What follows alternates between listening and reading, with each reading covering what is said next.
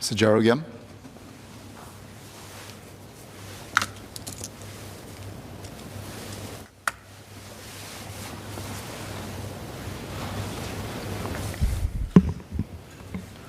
Mr. Speaker, we are debating today about how to create an environment that can provide better jobs and improve livelihoods for our fellow Singaporeans. The information and communications technology sector has grown more than threefold over the last 2 decades. It employs well over 150,000 people, and it has one of the highest proportion of PMET vacancies that employers say they are unable to fill with locals. Consequently, the industry also employs among the highest proportion of foreign professionals. Before continuing, I'd like to declare my interest as a founder and director of a local IT solutions and consulting company. My conversations with people in the industry and my observations as an IT practitioner over the past 20 years inform the policy proposals I'm advancing today. Sir, the tech industry plays a critical role in Singapore's economy and our relevance to the world.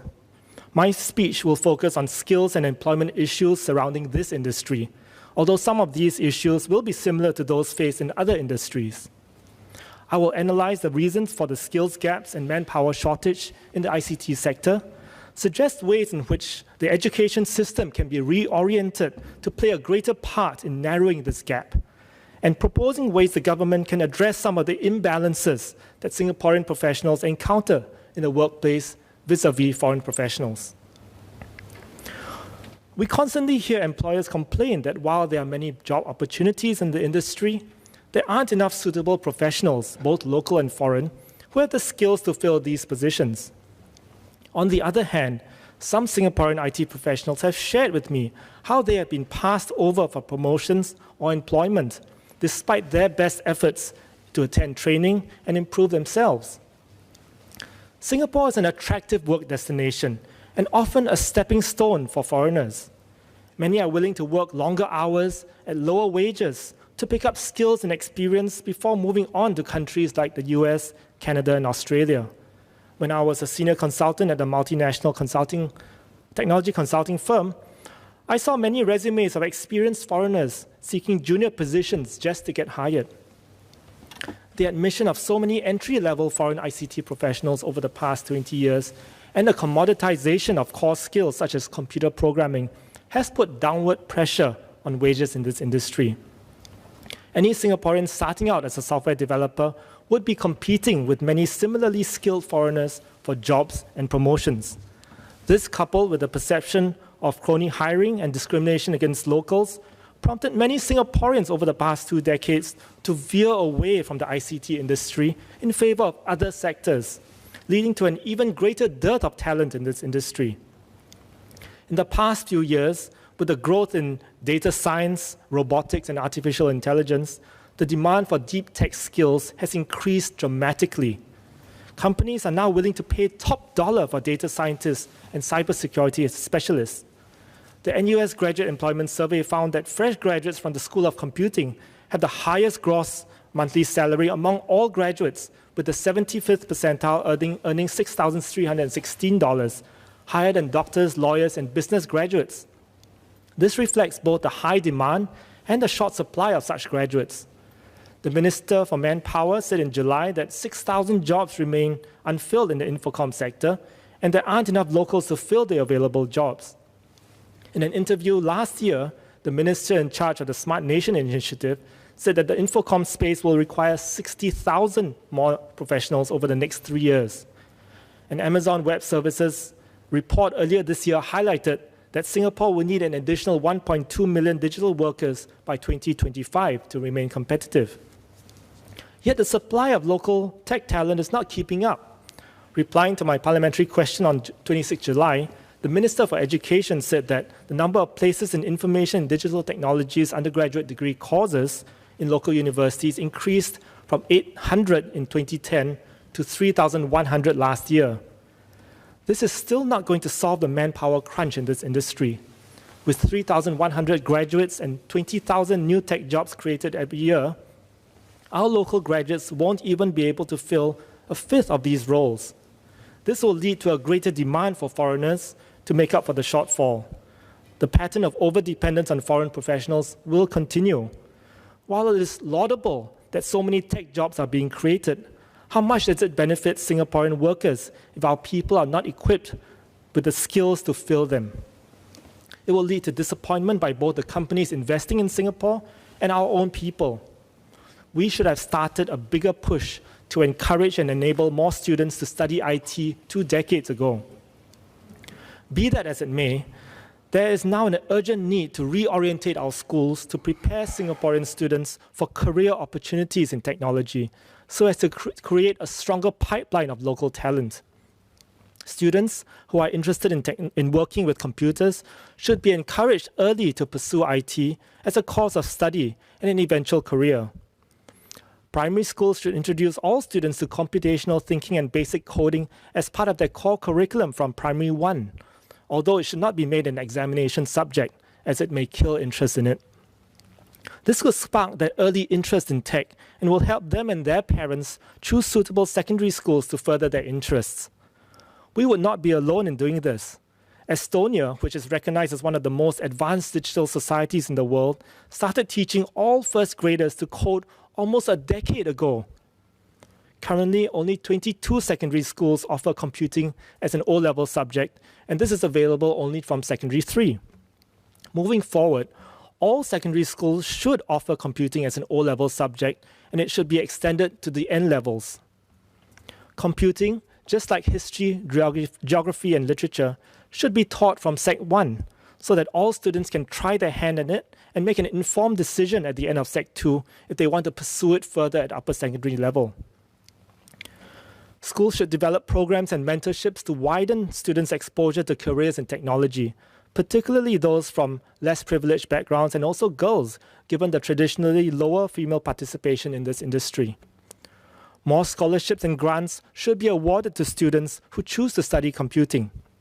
Tertiary institutions should connect with industries to showcase careers in tech and encourage students to pursue them. Because there are so few computer science degree places in our local universities vis-a-vis the demand, we are seeing cutthroat competition for admission and many qualified applicants are being denied places. Take the School of Computing in NUS, for example.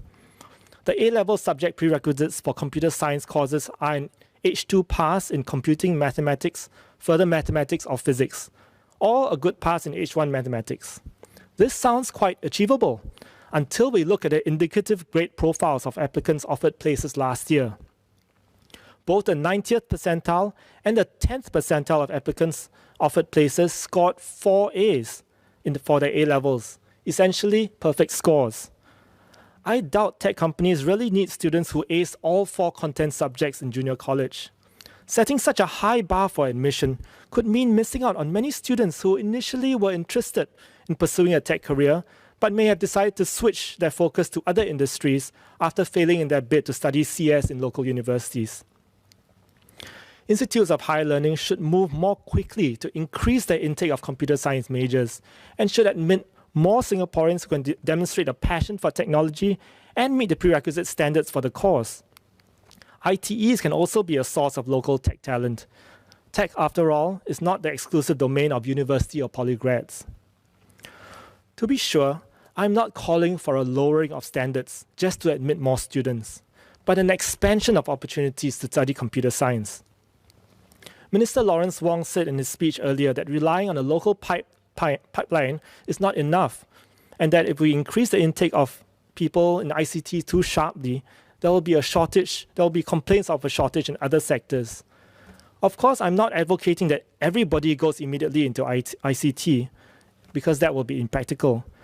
But if many high-growth, high-paying jobs are in the ICT sector, is it wrong to provide more educational opportunities for our fellow Singaporeans in this sector and encourage more of them to consider careers in ICT? We should place bigger bets on tech in order to seize the burgeoning opportunities ahead of us. Train ahead of demand, as my colleague Mr. Leon Pereira proposed earlier. This way, more Singaporeans can benefit from the thousands of well-paying tech jobs that are going to be created in the years ahead. It will also attract more companies to set up research and development centers in Singapore because of the availability of talent. This virtuous cycle will benefit both our economy and our people. I would now like to address some of the imbalances that many local professionals face in the workplace. So we are a small economy in a very big world. If we want to throw open our doors to global talent, our industry's demand for skilled labor can probably be met, but at what cost?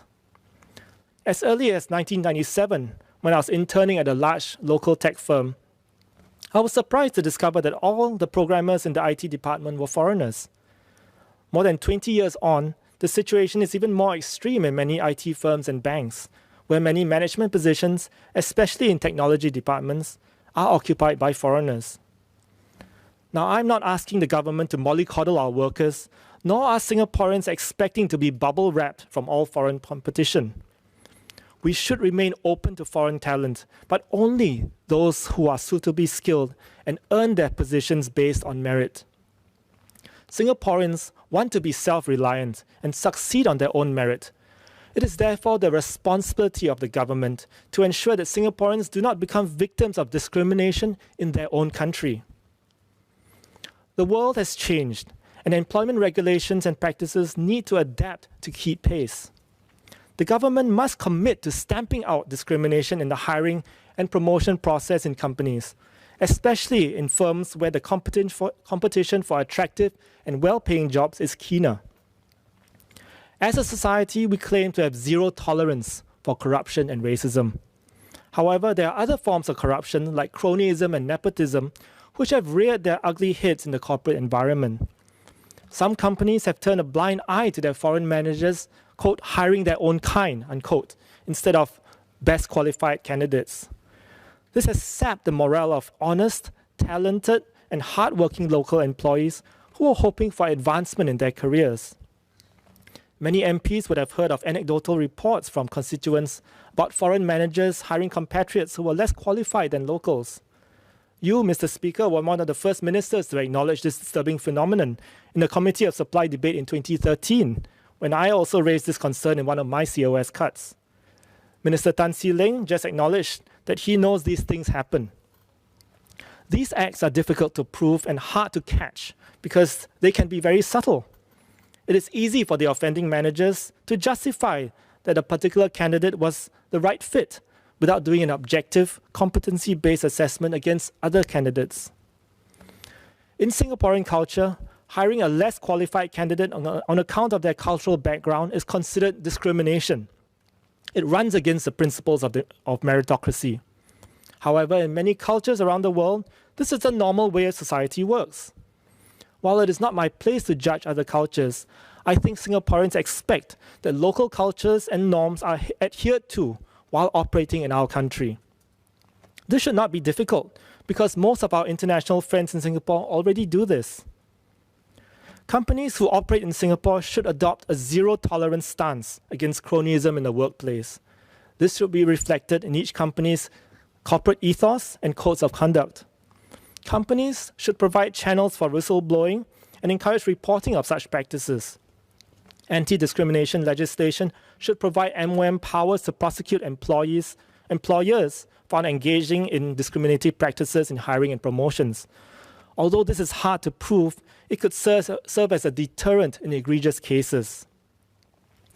To encourage companies to demonstrate their commitment to promoting more qualified women, minorities, and Singaporeans in their senior leadership, listed companies in Singapore should be required to report the gender, racial, and national composition of their boards as part of their ESG impact reporting. I know that Singapore Exchange Regulation is already proposing to step up efforts to enhance board diversity. These should be stepped up further. Foreign MNCs and startups, which benefit from government incentives and schemes, should be made to submit yearly reports to MOM of the gender, race, and nationality of employees at each level of the organizational hierarchy.